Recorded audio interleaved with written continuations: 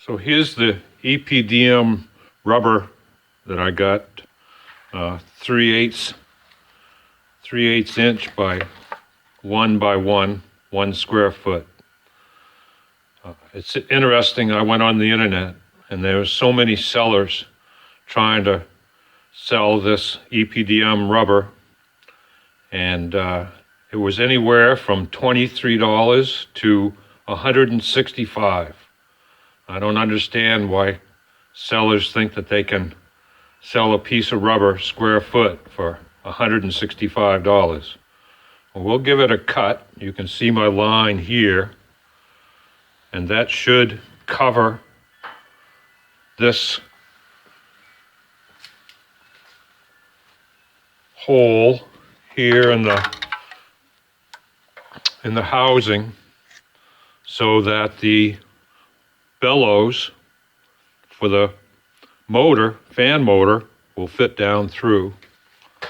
And you can see that they had the gasket was about 3/8 of an inch. I want to make it a 1/2 inch so that I'll have good seal. And this rubber also has what's called a 60A durometer. And that's for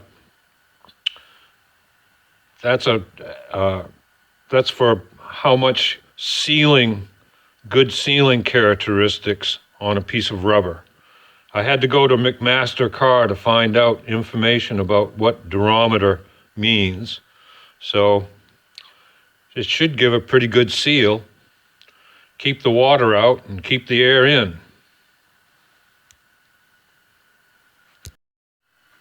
Well, I got my epdm rubber for my gasket for my front heater blower motor, which is over there on the bench. And I want to cut it, so I thought I'd use this bandsaw that we have. The only blade I can find is a 15 TPI, but the blade wants to cut crooked. So I had to find the manual, and I'm going to have to make some adjustments so that the blade cuts straight, and cut the epdm rubber, hopefully. Try to get that on the blower today. Well, it seems like I've got the Delta 9-inch bandsaw adjusted correctly. It cuts pretty straight. So the next thing, I'll have to grab the epdm gasket material I have and see if I can cut it.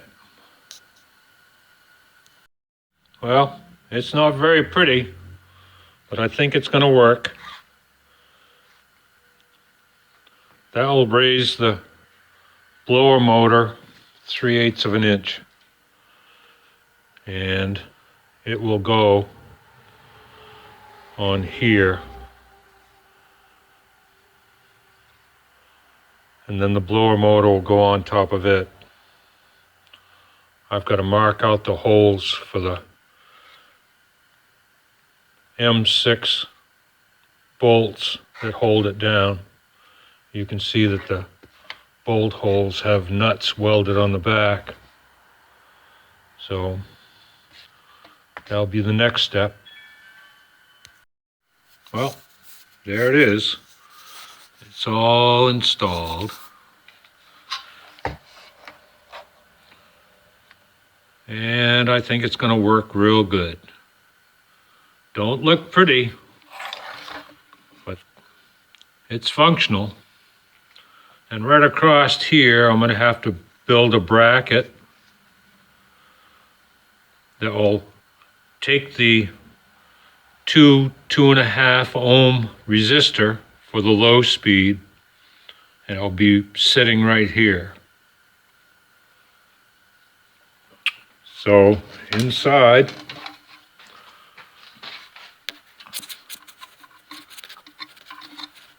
the squirrel cage has plenty of room to turn, and it's not dragging on the bottom. Well, when I bought this heater blower motor subassembly from eBay, and it came, or it was shipped here, and it came here, I noticed something a little different. These here are the connections for the resistor for low speed, and the connections are real close to the motor. These here on this blower motor assembly or blower assembly are a long distance away from these connectors. So that kind of made it interesting. I couldn't really understand what was going on until I started checking, and the seller on eBay sold this motor subassembly as the entire assembly, using the part number for the entire assembly. The entire assembly part number is 87130, first 5 numbers. The motor subassembly is 87104, first 5 numbers. It'll work. I can put a bracket across these two holes and put the resistor here, but that would be for a 73 through 80. And this blower assembly, the whole blower assembly, is a 69 through 73.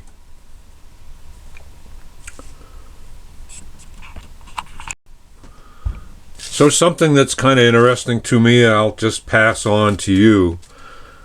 If you look at part numbers for Toyota, usually it's preceded by TEQ.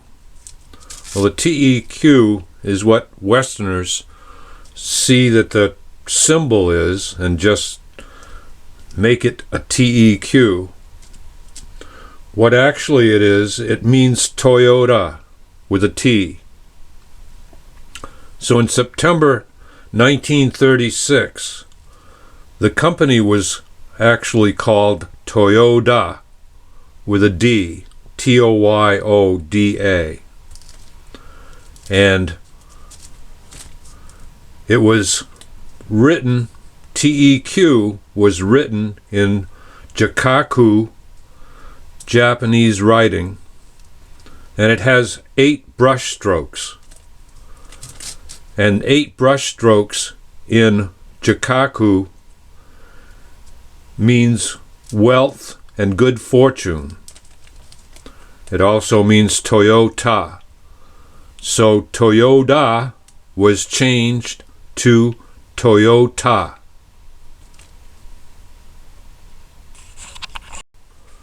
So I got the gasket made, the 3/8 inch width gasket,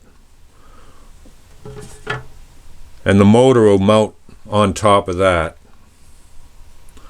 And you can see that the pieces are pretty rusted. Well, not too bad, but I'm going to have to start cleaning things up and doing some painting. And when I get it all done, I'll show you the results. Thanks for watching. Like and subscribe. So I cleaned up the blower motor subassembly, and I'm using VHT flame-proof primer, which is good for 1300 to 2000 degrees Fahrenheit. And after that dries, I'm going to be using VHT flame-proof flat black for the top coat. And I figured I'd do that because this is on the firewall and it gets pretty hot in an FJ40 or FJ45 firewall or engine compartment.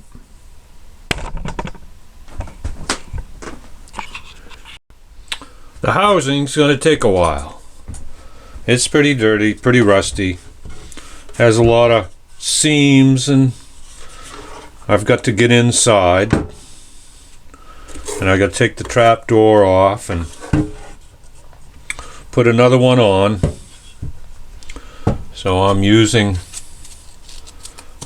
this sandpaper here, which is Plumber's abrasive sandcloth, 120 grit. So I'll just take a little time to do this, and we can get a good coat of paint and not have to worry about it for a while.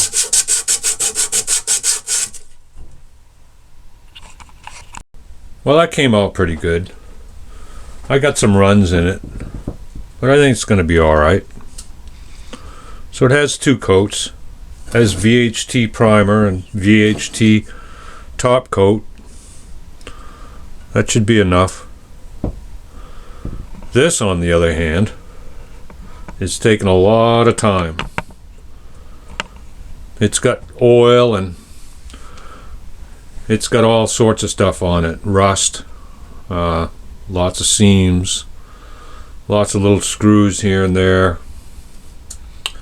But when it gets done, I'll show you the result.